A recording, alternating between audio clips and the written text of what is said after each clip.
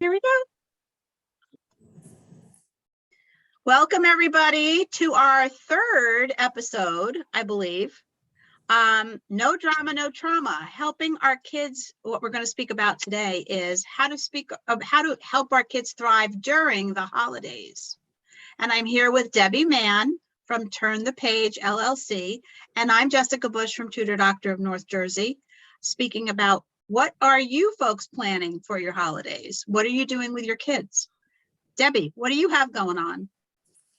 So we always try to make it very special and family oriented. We have a number of traditions which we always like to do so that kids can have memories of the holiday. But I think a lot of our families maybe don't think about it or don't think about how to transition kids to and from the holiday break. So that might be a good way for us to focus today. Yeah, that's a good topic that I think we all need to talk about. Yeah, it's chill time, relax time, fun time, but a lot of students also have assignments. A lot of kids have assignments over holidays. So I know we've told all our tutors, plan your schedule now so that if kids need help with an assignment, we're not putting out a fire and waiting till the very end. And then there's going to be more stress and anxiety when they have to actually do something the last day or two of break, right? Exactly. Yeah. So I also think as we plan for the holiday break for kids, I always think about socially how that's going to affect kids, both little kids and teenagers. So I think about those kids who maybe don't have automatic plans with friends over the break. Maybe it takes a little more effort, a little more encouragement for them to kind of connect with people. So I like to encourage parents to be proactive. With our teenagers, we could say something like, hey, how about, we get a couple kids and go to the mall over break, or how about we, plan something, and then they can plan ahead. And little kids, the same thing. What are we planning for them over the holiday? I always find that this helps when they get back to school. So many students are, when they transition back, reflecting back on what they did together during the break. And kids who didn't really socialize oftentimes feel left out. Their self-esteem is affected. They feel angry and sad that they weren't invited. So I think us parents can help be proactive no matter what the age of the child, even if it's a teenager, just helping to encourage like, hey, let's make a plan. I'm available on this day to take you and your friends somewhere. And I think that can be really helpful for kids. Yeah. Yeah. And you know what? Scheduling, like you said, making a plan, scheduling some time over break. So they don't just have a completely, totally open, loosey-goosey, time where, and in that, scheduling when they're going to get their assignment done too. So, right. So that they don't forget it or we don't forget it as parents, and help them to block out just little tiny chunks so that it doesn't feel overwhelming. But I think that what we had talked about before was really important about the social media aspect of it, because the kids are going to be home more. They are going to be on their phones more. Mm-hmm. Right? They may be on YouTube more. Mm-hmm. And how do we deal with those types of stressors? Yeah, so I think there are a couple of issues come up, I think, for kids. Whenever kids are disconnected from their peers, it creates a lot of anxiety, especially for teenagers. That's why they're always on Snapchat, always on Instagram, always connecting with each other. There's this unsettled feeling that if I'm not constantly involved, that somehow there might be something that happens in fear of missing out, FOMO.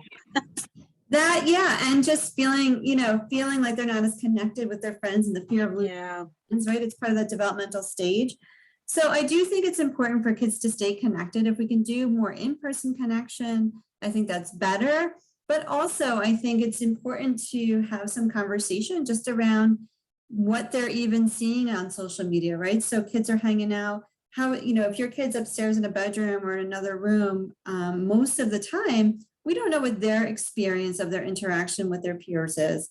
And so it could be that they're becoming increasingly depressed, sad, enraged, or it could be very pleasant. It could be that they're having fun and they're posting, and that's all, all part of their engagement with each other.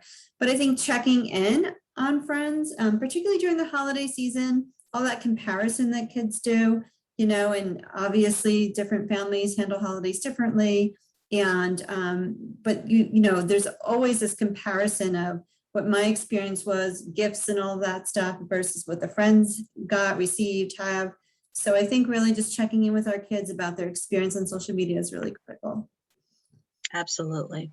And ideas to do that are just asking those types of questions, about feelings maybe, Mhm. or not necessarily about what they want to do or have to do or whatever, but about how they're feeling and right. I mean, what are types of questions that parents could ask their kids to really pull out how they're feeling?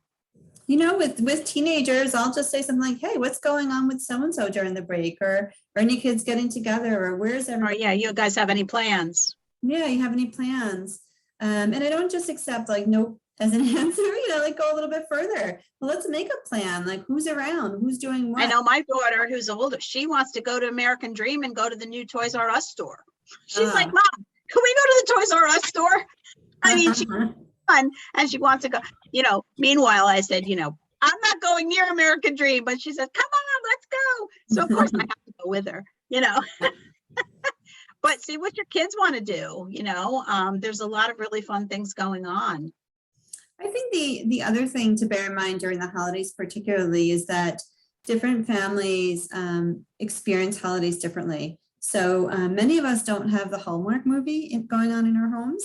Many of us have different variations of different names you could give movies. And, holidays are a really fun, joyful time, but they're also a time of high addiction, high suicide rate, high depression rates. And so we have to really be aware that not everybody's having the same experience.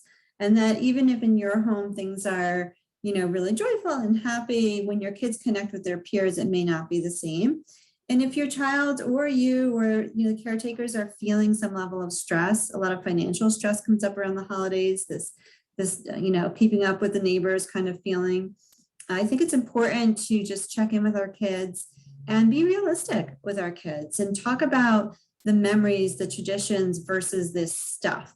Exactly. Back to those memories. I think that's really important. I'm a big one about creating memories, even if it's just little things. Yeah. I know for my brother and his family, it's literally sitting around the fireplace with slippers on, having hot chocolate, just together, Yeah. just Yeah. little tiny moments of little tiny things that are just really special and you may not have time to do in the hubbub of, not the holidays or running around all the time. But I also think your point is really important. I think kids do get overwhelmed when they procrastinate on work. So setting up little blocks of time or helping Little blocks. structure their time. So it's just a little each day and it doesn't feel overwhelming and they can still have a fun day, an hour. The other thing that I tying on with that is to, if you have an assignment or your student has an assignment, get the family involved in the assignment. Maybe it's something fun that they can make creatively together as a family, or get information or feedback from other members of your family and, tie that into your project, or your report or something like that. I think could be to something that could make it more fun. Right.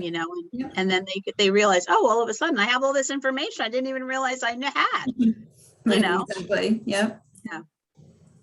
So prepare for the holidays, fun and, fun relaxation, but also planning. Planning is where it's at these days, right? That's right.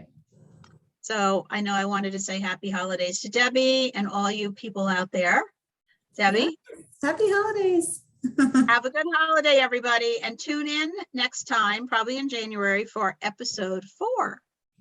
Have a good one, everyone. Bye.